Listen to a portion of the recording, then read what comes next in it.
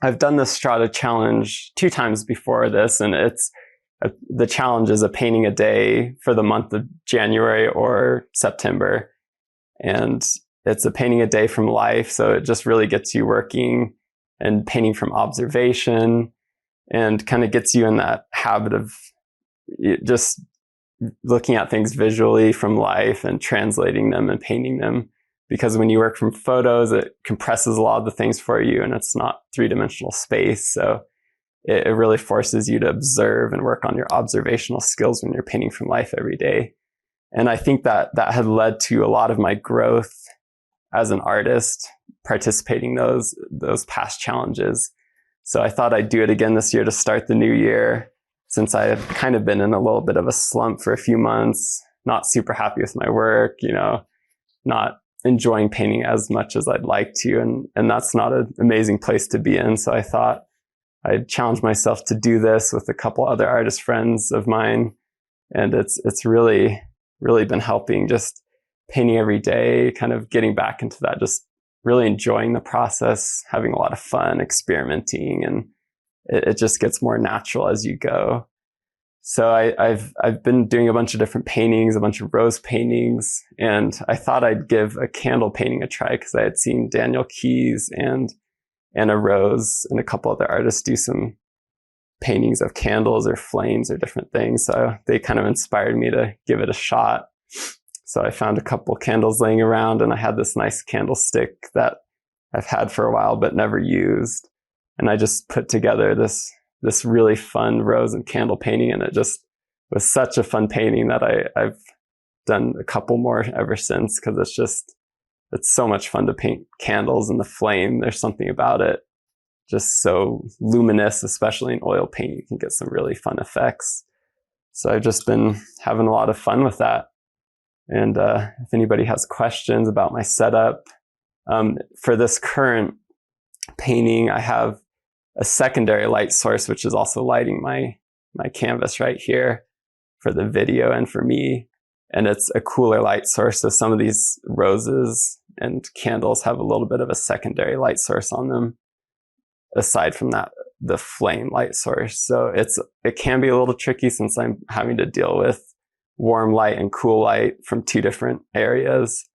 But I think it's probably one of the easier, at least for me. I thought it would be good to set it up this way so I can have these roses still in light, even though they're not directly lit by that flame, so you can still see them.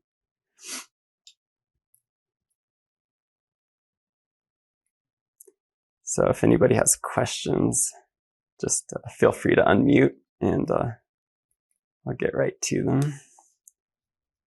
Hey, Jared, just a quick question for you. With your palette, is Yes. it a vertical palette, and is it sitting on some kind of tripod to keep it? I'm having trouble finding something that works. Yeah, this is the Strata Mini that I have. It's the painting box from Strata, and I just have it on a standard tripod that cameras use. It's a travel one, so I can make it nice and compact for a backpack when I go out painting plein air and traveling with it. Perfect. And, Strata Mini. Yeah. Thank you very much. You're welcome.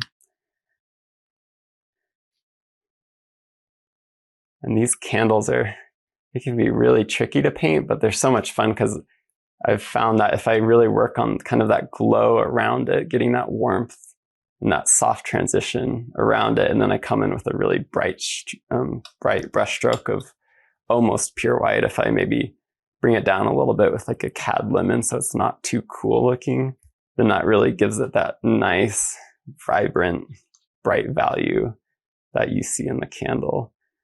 And that's one of the tricks with these kind of paintings, is you really have to pay attention to your values, especially these roses, because you might be tempted to paint them too light, which then once you get the actual flame in, then the flame isn't as dramatic and impactful, so it doesn't have that same feeling of a bright flame. So you have to really be careful when managing your values for something like this. So I think now that everybody's kind of watching, I'll start to work on this flame now, since that's this kind of the star of the show. So I'll mix up a nice pile of my titanium white I'll get a little bit of cadmium yellow in there, so it's not just pure white.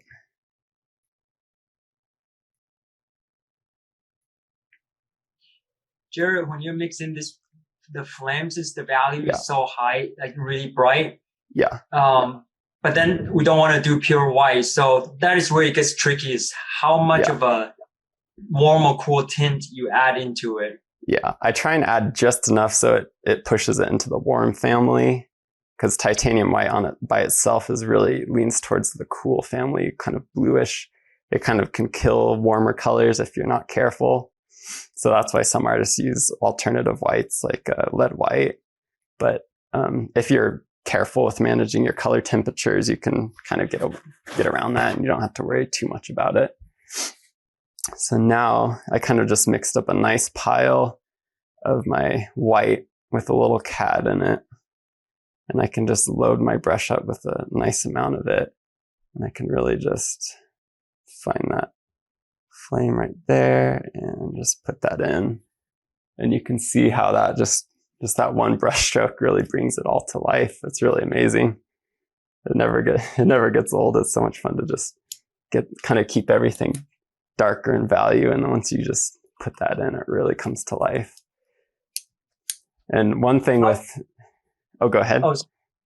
How do you set up the surrounding for the flame to pop like that? I know you've got something up there. If you look, pretty much the second lightest value grouping in value family so far in this painting is about this, which is a little bit lighter than the middle value. If you go to the full value range from black to white, from the darkest dark to the lightest light, this I'd say is somewhere in the middle.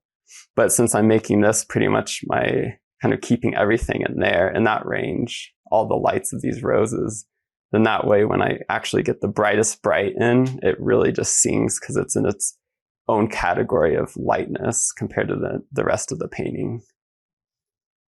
And really the fun part, another fun part with this flame is you get all these subtle color variations. You get some oranges, some reds, purples, blues. You get all these fun colors in there. So I like to use, I found that you find a lot of alizarin, kind of like this really vibrant red. If you use cad red light and alizarin, I can get some really vibrant reds. And that's kind of towards the bottom of the flame. There's some of those. And then it transitions into this blue.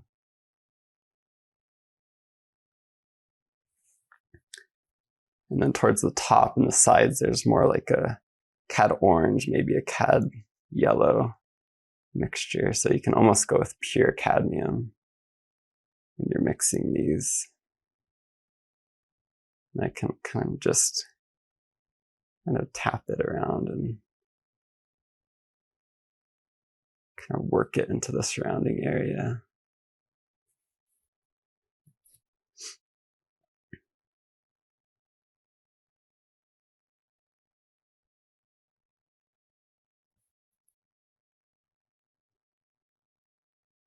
And I'd encourage everybody, if they have access to candles, I'd encourage you to just set up a candle. You don't need to have the roses, just to practice, because it's can be tricky. I'd recommend taking your time, and don't be discouraged if it doesn't come out right the first time, because it takes a lot of time to really work on those skills of observing value and getting the drawing right, and getting those subtle color shifts in there. So just don't give up, just keep pushing through and keep trying. And now a fun part is I'm going to start to build up that warmth that the candle is casting into the surrounding area by adding the kind of those hints of that warm color that's falling onto these roses. And that really helps put everything in context, because right now I just have this flame, but there's a little bit of that light kind of falling that I've gotten, but I haven't really done it too much yet. So once I get all this light in there, then it will help everything else sit together and feel like everything's cohesive and part of the same environment. once I get those lighter values in there.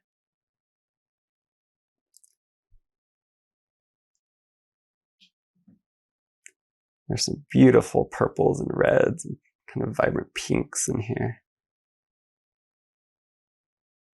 Because when you have that already really vibrant rose and then you add a really warm, saturated light source on top of that, you get some really interesting colors in there.